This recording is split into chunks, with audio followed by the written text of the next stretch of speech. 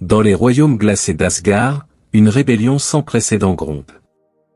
Les anciens serviteurs de Loki, Troll, elfes sombres et géants de glace, décident de retourner sa propre ruse contre lui. Plongé au cœur d'une épopée où les illusions, la magie et le courage s'entremêlent pour changer à jamais le destin des 9 mondes. Restez avec nous jusqu'au bout de cette épreuve grandiose. Commentez pour partager vos théories sur l'issue de ce conflit. Abonnez-vous pour ne rien manquer de l'aventure. Le sort d'Asgard se joue maintenant, êtes-vous prêt à rejoindre la rébellion? Les vents glacés hurlaient à travers les pics enneigés des montagnes d'Asgard, sculptant les rochers en forme sinistre, comme si les dieux eux-mêmes avaient laissé leur colère dans la pierre. Au cœur de cette désolation, dissimulée derrière une cascade gelée, se trouvait une grotte que seuls les plus intrépides osaient approcher. Ce soir-là, un feu vacillant illuminait ses parois rugueuses, projetant les ombres de figures massives et variées qui s'étaient rassemblées en secret. Skadi, géante des montagnes, se tenait au centre de l'assemblée, son imposante silhouette drapée d'une cape de fourrure blanche comme la neige. Son visage était marqué par le froid et la détermination, ses yeux brillants comme des glaciers reflétaient une colère froide mais contenue. Elle leva une main pour exiger le silence. Autour d'elle, les trolls, géants de glace et elfes sombres marmonnaient encore, hésitant entre méfiance et curiosité. Ces êtres n'avaient jamais été unis, car Loki, dans sa ruse, s'était assuré qu'ils restent divisés pour mieux les manipuler. Pourtant, ce soir, une nouvelle énergie les liait, une rage sourde, un désir de justice. Assez, tonna la voix de Skadi, résonnant contre les parois de la grotte. Tous les regards se tournèrent vers elle. Nous sommes ici parce que nous avons tous été dupés. Elle balaya l'assemblée d'un regard perçant. Loki nous a utilisés, trahis et abandonnés. Chacun de nous a souffert sous son joug. Il est temps de renverser la vapeur. Il est temps d'utiliser ses propres armes contre lui. Un murmure parcourut les rangs. Les trolls, massifs et aux yeux rouges scintillants dans la pénombre, se regardèrent avec hésitation. Un d'entre eux, Runir, se leva lourdement. Loki m'a promis des richesses infinies en échange de ma force, grogna-t-il, sa voix comme le grondement d'une avalanche. Mais tout ce que j'ai obtenu, ce sont des chaînes. Un elfe sombre s'avança ensuite, mince et élancé, ses yeux d'un vert luminescent. Il m'a fait croire que je serais son conseiller en chef, dit-il d'un air acide. Mais il m'a laissé porter le blâme pour ses échecs. J'ai perdu mon clan à cause de ses mensonges. D'autres suivirent, partageant leurs histoires de tromperie et de souffrance. Les géants de glace évoquèrent les batailles inutiles qu'ils avaient menées pour Loki, les vies perdues pour ses ambitions égoïstes. Les elfes sombres parlèrent des promesses creuses de pouvoir et de reconnaissance. Skadi les écouta tous, un à un, son expression se durcissant à chaque témoignage. Lorsqu'ils eurent fini, elle prit à nouveau la parole. Nous avons tous été des pions dans son jeu. Mais aujourd'hui, cela change. Nous avons appris de lui. Nous connaissons ses méthodes. Si nous agissons ensemble, nous pouvons utiliser sa ruse contre lui. Un silence tendu s'installa, bientôt brisé par Runir. Comment? Il est Loki, le dieu de la tromperie. Nous ne sommes que des mortels, des créatures. Skadi s'avança, plantant son regard dans celui du troll. C'est vrai. Mais même le plus rusé des renards peut être pris dans un piège. Nous n'avons pas besoin de le combattre avec la force brute. Nous avons quelque chose qu'il ne prévoit jamais, l'unité. Elle sortit une carte grossièrement dessinée, l'étalant sur un rocher plat. Voici le début de notre plan. Nous allons semer la discorde dans ses rangs, le piéger dans ses propres illusions. Il est temps que le maître devienne la proie. Un grondement d'approbation parcourut l'assemblée. Les créatures relevèrent la tête, leur regard s'illuminant d'une nouvelle lueur, l'espoir mêlé à une soif de vengeance. Skadi recula d'un pas et leva son marteau, massif et orné de runes anciennes. Jurez avec moi, ici et maintenant, que nous ne céderons plus à ces mensonges. Ensemble, nous pouvons le vaincre. Ensemble, nous pouvons être libres. L'un après l'autre, les serviteurs s'avancèrent pour poser leurs mains sur le marteau, prêtant serment sous la lumière vacillante du feu. Et dans cette grotte cachée, un pacte fut scellé, un pacte qui changerait le destin des 9 royaumes. Au loin, un rire léger et sinistre sembla résonner dans les montagnes, emporté par le vent. Loki sentait-il déjà que quelque chose lui échappait? La grotte scintillait d'une lumière surnaturelle, projetée par les cristaux enchâssés dans les parois, qui pulsaient faiblement comme si les montagnes elles-mêmes retenaient leur souffle. Au centre de cette salle antique se trouvait un autel de pierre noire, lisse et usé par le temps, sur lequel reposait un artefact ancien, un anneau massif forgé dans le métal des étoiles. Gravé de runes oubliées, il semblait vibrer d'une énergie qui dépassait l'entendement des simples mortels. Skadi, enveloppé dans un silence solennel, s'avança vers l'anneau, son marteau suspendu à son dos. Elle tendit une main ferme vers l'objet et se retourna vers l'assemblée. « Voici l'anneau de Veur », déclara-t-elle, sa voix résonnant comme un écho dans la grotte. Il a été créé par les premiers dieux pour unir ceux qui s'opposent à l'injustice. Mais son pouvoir n'est réel que si nous faisons preuve d'une loyauté indéfectible. Un murmure parcourut les rangs. Les trolls échangeaient des regards hésitants, les elfes sombres observaient l'anneau avec une fascination mêlée de crainte, et les géants de glace demeuraient impassibles, mais leurs poings serrés trahissaient leur nervosité. Si nous prêtons serment sur cet anneau, continua Skadi, nous serons liés non seulement les uns aux autres, mais également à la cause de notre liberté. Loki ne pourra pas briser ce lien, peu importe ses ruses. Un elfe sombre s'avança, son manteau d'ombre glissant derrière lui. Il s'inclina légèrement devant Skadi. « Ce pacte exige une grande confiance, dit-il d'une voix douce et mesurée. Mais je vois dans cette union une chance de changer nos destins.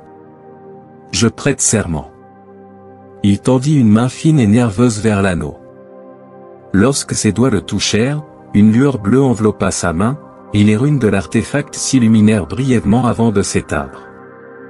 L'exemple de l'elfe suffit à briser les dernières hésitations. Runir, le troll massif, s'avança en traînant ses lourds pieds sur le sol. « Si cela peut écraser Loki une fois pour toutes, je suis des vôtres, grogna-t-il. Sa main rugueuse effleura l'anneau, déclenchant une lueur rouge. Lentement mais sûrement, chaque créature dans la grotte s'approcha, chacun prêtant son serment en touchant l'artefact.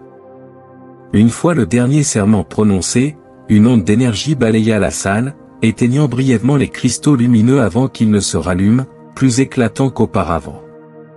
Skadi observa l'assemblée. Leur regard avait changé. Ils n'étaient plus des êtres dispersés, divisés par les machinations de Loki, mais une force unifiée par un but commun. Notre premier acte sera de diviser Loki de ses alliés restants, dit-elle en pointant du doigt la carte étalée sur l'autel. Certains d'entre nous infiltreront ses rangs sous couvert de fausses allégeances. D'autres sèmeront des rumeurs et la discorde parmi ses partisans. Il doit croire que ceux qui restent fidèles à lui complotent contre lui. Un sourire carnassier se dessina sur le visage de Runir. Ce serpent de Loki ne saura pas ce qui l'a frappé. Un elfe sombre, Arvandil, s'avança pour appuyer les paroles de Skadi. Nous savons comment il pense. Il utilise toujours le doute comme une arme. Ce sera sa faiblesse. Si nous le faisons douter de tout, il perdra son avantage. Skadi hocha la tête. Exactement. Loki croit que nous sommes inférieurs parce qu'il a forgé nos esprits à son image. Mais cette fois, nous jouerons selon nos propres règles.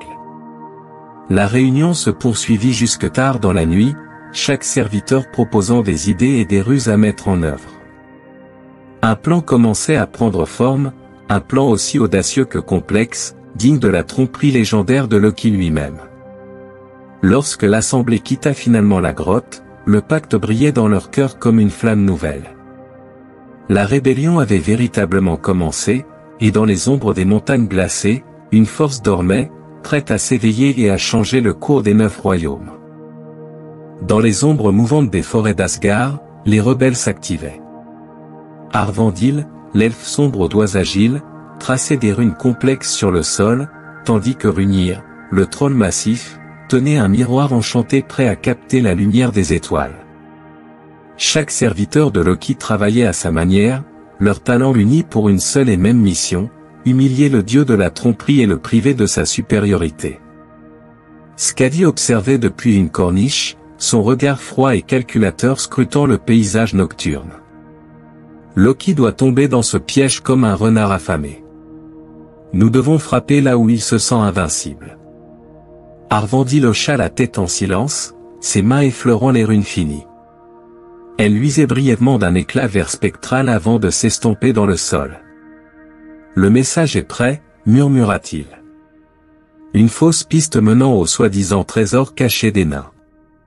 Avec un peu de chance, il détournera toute son attention pour l'obtenir. Hrungnir laissa échapper un rire grave. Si ça marche, il déchiquettera ses propres alliés pour ne pas l'avoir prévenu. Je parie qu'il accusera l'un des siens de l'avoir volé. Skadi sourit doucement.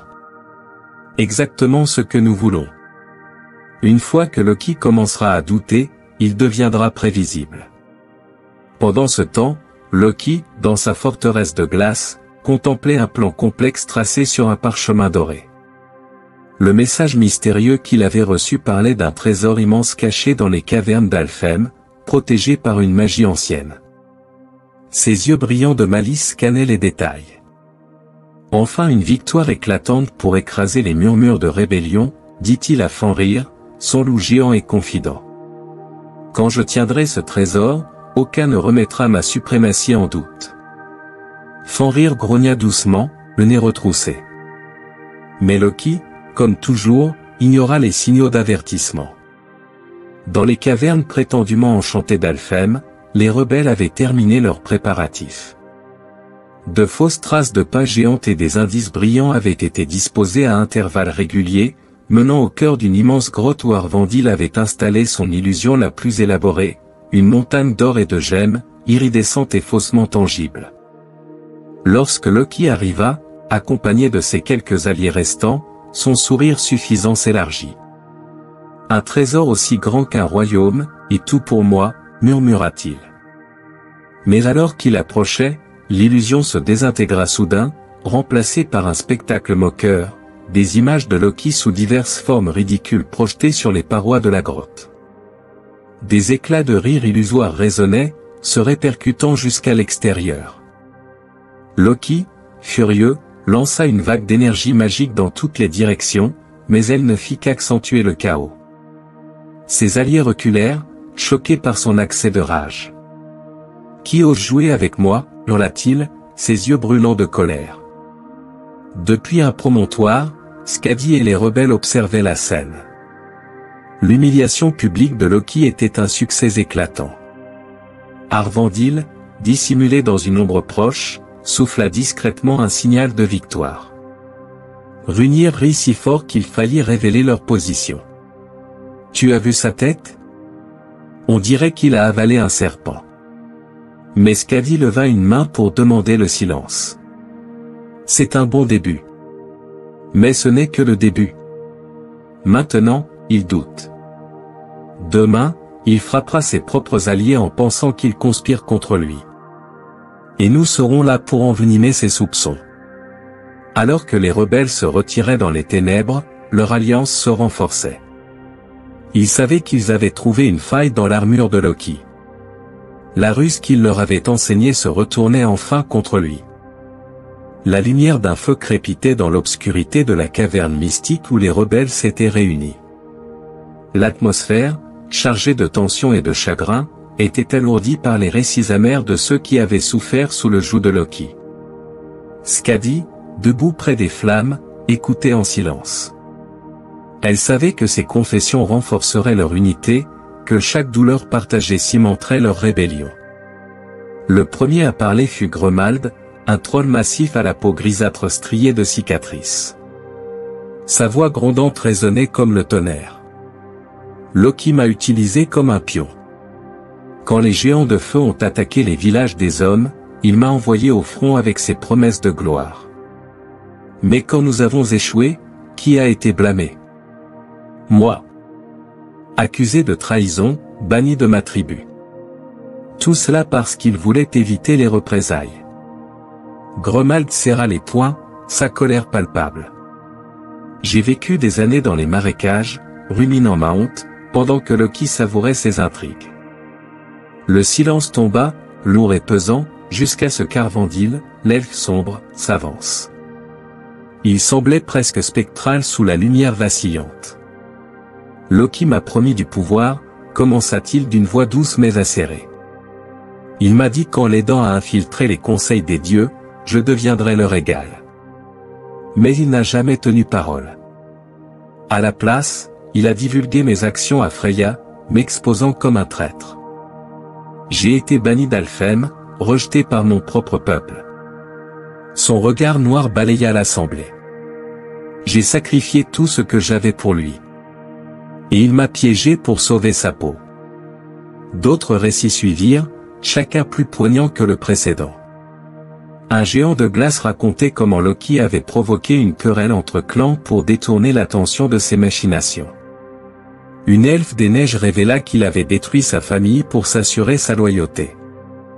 Alors que les histoires s'accumulaient, un mélange de rage et de solidarité emplissait la grotte. Skadi, jusque-là silencieuse, se leva enfin. « Vous voyez maintenant, dit-elle, sa voix coupant l'air comme une lame de glace. Ce n'est pas seulement une guerre pour notre liberté. C'est une guerre pour nos vies, pour notre dignité. Loki a tissé ses toiles à travers les royaumes, mais il a oublié une chose. » Elle fit une pause, ses yeux glacés brillant d'une lueur féroce. « Nous ne sommes pas faibles. Nous ne sommes pas des pions. Nous sommes les fils de sa ruse, forgés par sa propre perfidie. Et nous allons lui montrer que ses manipulations ont fait naître quelque chose qu'il ne peut contrôler, notre détermination. » Un murmure d'approbation monta parmi les rebelles. Même les plus timides trouvaient dans les mots de Skadi un écho à leur propre souffrance, transformée en une force nouvelle. Gromald frappa le sol de son poing. « Nous ne reculerons pas. Nous sommes plus forts ensemble. » Arvandil acquiesça, un sourire sinistre étirant ses lèvres. Loki a semé la trahison. Il récoltera la tempête. La flamme centrale semblait briller plus intensément, comme si elle capturait l'essence de leur unité retrouvée. Cette nuit-là, les serviteurs de Loki ne furent plus des victimes. Ils devinrent une force, animés par la rage et le courage, prêts à affronter le dieu qui avait façonné leur souffrance. Dans son domaine brumeux, Loki sentait les fils de ses intrigues lui échapper. Ses doigts, toujours agiles pour manipuler les autres, se refermaient sur le vide. Ses serviteurs, autrefois dévoués, se dérobaient à son autorité. La rage grondait en lui, une colère froide et impitoyable. Debout au sommet de sa tour d'obsidienne, Loki rassemblait ses pensées. Le vent glacial d'Asgard soufflait dans ses cheveux noirs comme la nuit.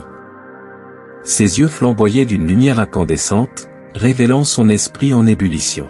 « Il pense pouvoir m'échapper, » murmura-t-il, sa voix douce et tranchante comme un rasoir. Mais personne ne peut se soustraire à Loki. Pas même ceux que j'ai façonnés. Il tendit une main fine, invoquant un miroir de brume. Les reflets mouvants révélaient des traces de ses anciens serviteurs, l'ombre d'un troll dans une vallée glacée, un elfe sombre passant furtivement sous les arbres d'Yggdrasil, un géant de glace dissimulé derrière des montagnes imposantes. Avec un sourire carnassier, Loki s'élança dans sa traque, usant de sa magie pour franchir les distances entre les royaumes. Mais il ignorait que chaque mouvement avait été anticipé. Skadi, stratège implacable, veillait depuis les hauteurs enneigées.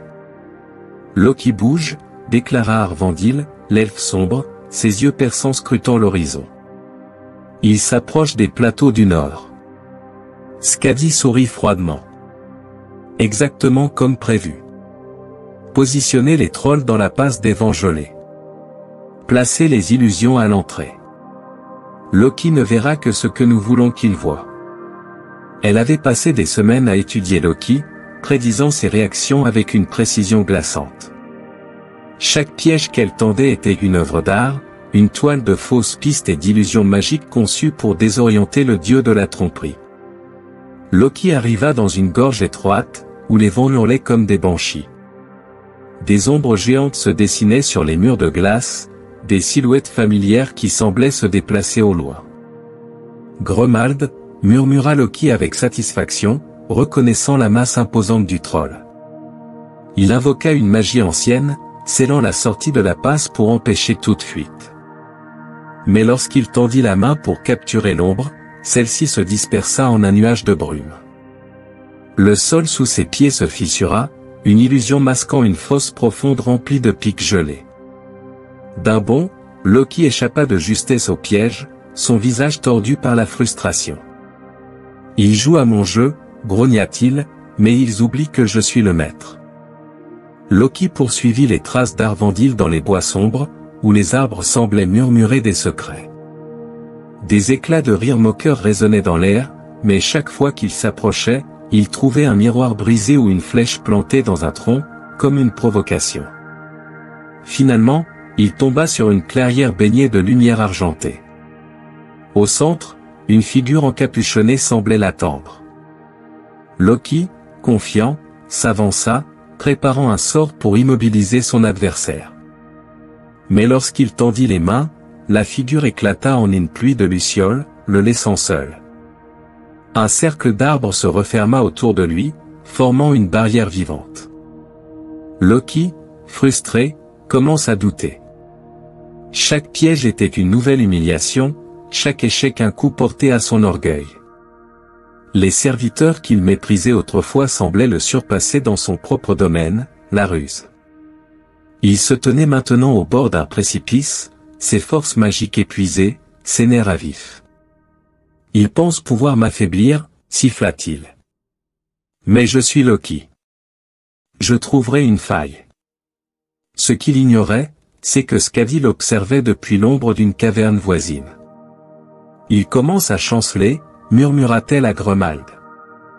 L'étau se resserre. Préparez le prochain piège. Nous allons l'user jusqu'à ce qu'il soit vulnérable. Et ainsi, la traque de Loki continua, une danse mortelle où le dieu des ruses goûtait enfin à l'amertume de la manipulation. La grande salle d'Asgard était plongée dans un silence chargé de tension. Ses colonnes dorées et ses voûtes imposantes renvoyaient une lumière froide et spectrale. Au centre, une table massive, autrefois un symbole de pouvoir divin, était désormais délaissée. Loki entra, méfiant, ses pas résonnant dans l'immensité. Il avait reçu un message anonyme, une provocation. Les mots inscrits dans le parchemin flottaient encore dans son esprit. « Rejoins-nous dans la grande salle si tu oses affronter la vérité. » Loki serra les poings. Un piège évident, pensa-t-il, mais son arrogance refusait de le laisser reculer. À peine avait-il franchi le seuil que la lumière dans la salle changea. Les murs semblèrent se tordre et se dissoudre, et devant lui apparut un dédale mouvant de corridors scintillants, une architecture onirique où réalité et illusion s'entrelaçaient. Loki avança avec prudence, chaque pas calculé. Les échos de voix murmuraient dans l'air, des chuchotements de reproches, de souvenirs. Un éclat de rire moqueur retentit. Il se retourna vivement, mais ne vit qu'une ombre glissant sur le sol. Alors qu'il progressait, une figure se matérialisa devant lui. C'était Arvandil, l'elfe sombre, mais son apparence était différente. Il portait une chaîne brisée autour du cou, et ses yeux luisaient d'une lueur de défi. « Loki, te souviens-tu de moi ?» demanda-t-il, sa voix emplie d'amertume. Avant que Loki puisse répondre, des images apparurent autour d'eux, projetées comme des visions spectrales. Elles montraient Arvandil, capturé par les ordres de Loki, forcé de trahir son propre peuple sous la menace de la mort. « Tu m'as transformé en traître », continua l'elfe. « Tu as piétiné mon honneur pour ton amusement. » Loki tenta de répliquer, mais les mots se bloquèrent dans sa gorge. Arvandil disparut, remplacé par Grumald, le troll massif. Il ne parla pas. Au lieu de cela, il frappa violemment le sol, provoquant une nouvelle vague d'illusions.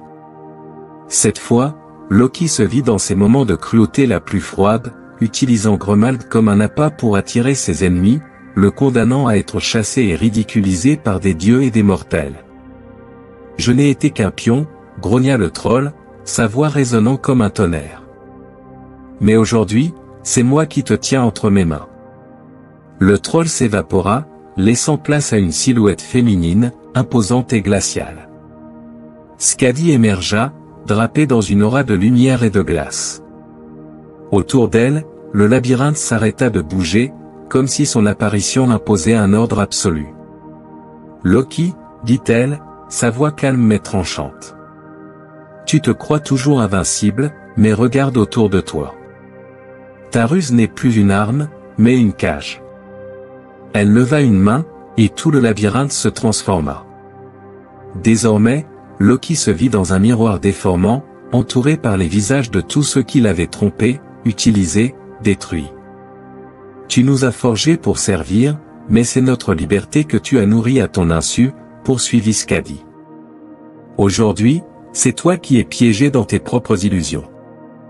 Loki essaya de riposter avec sa magie, mais ses pouvoirs vacillèrent. Le labyrinthe n'était pas une illusion ordinaire.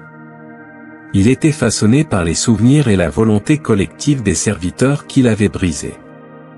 Chaque serviteur réapparut, formant un cercle autour de lui.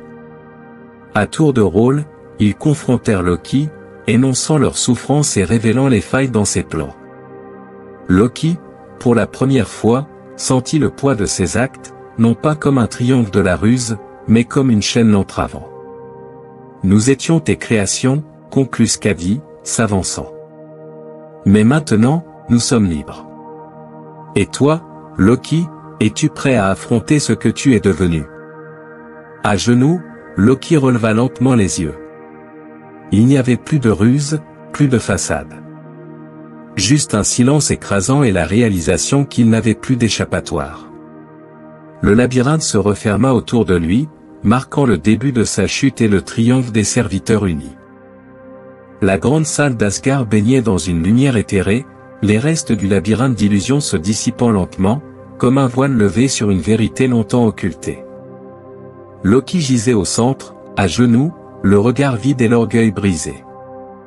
Autour de lui, les serviteurs qui l'avaient autrefois dominé formaient un cercle, leurs silhouettes imposantes emplies d'une force nouvelle. Skadi, la géante des montagnes, s'avança, tenant dans ses mains une relique ancienne, une rune de pierre scintillant d'une lumière glaciale, symbole d'un pouvoir qui transcendait même les dieux. Loki, déclara-t-elle, sa voix résonnant comme un écho dans les montagnes, tes ruses ont façonné notre passé, mais elles ne définiront plus notre avenir. Par cette rune, je fais appel à l'autorité des anciens, ceux qui veillent sur l'équilibre des royaumes. Elle leva la pierre au-dessus de sa tête. Une brise glaciale emplit la salle, tandis qu'une lueur divine s'intensifiait. Les serviteurs se joignirent à elle, chacun ajoutant sa voix dans une incantation commune, un chant ancien qu'ils avaient retrouvé dans la grotte mystique. La rune explosa de lumière, projetant une énergie qui enveloppa Loki. Il tenta de résister, mais ses propres pouvoirs, liés à la ruse, se retournèrent contre lui. L'énergie divine le lia, non pas physiquement, mais spirituellement, l'empêchant désormais de manipuler ou de tromper ceux qui avaient juré de le défier. Dans sa faiblesse, Loki releva les yeux vers Skadi. « Tu penses que cette victoire est définitive ?» murmura-t-il avec un sourire amer. « La ruse est éternelle. » Skadi s'agenouilla devant lui, plongeant son regard dans le sien. « Peut-être, » répondit-elle calmement. « Mais elle ne t'appartient plus. Elle est à nous, désormais. » Loki sentit le poids de la rune sur son âme.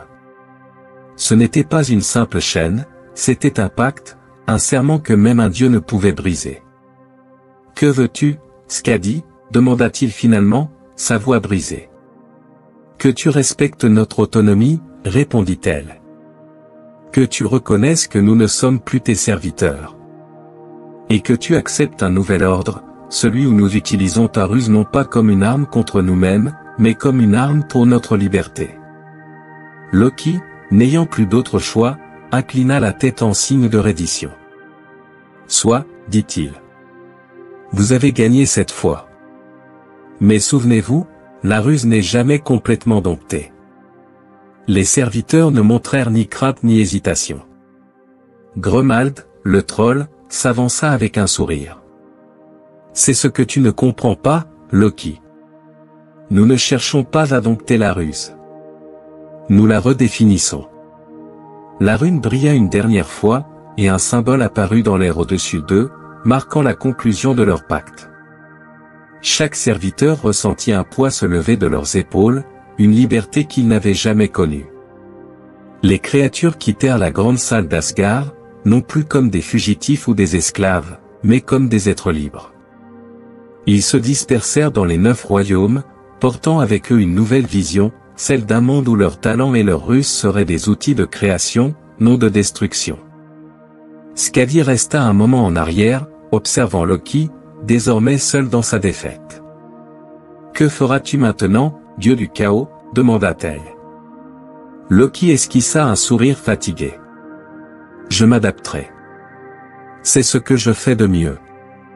Mais toi, Skadi, fais attention. Le pouvoir d'un chef est aussi fragile qu'un fil de soie. » Elle hocha la tête, puis tourna les talons, disparaissant dans l'ombre. Dans les jours qui suivirent, les contes de la rébellion des serviteurs de Loki se propagèrent à travers les royaumes. Leur victoire devint une légende, un témoignage de la puissance de l'unité et du courage face à la tyrannie divine.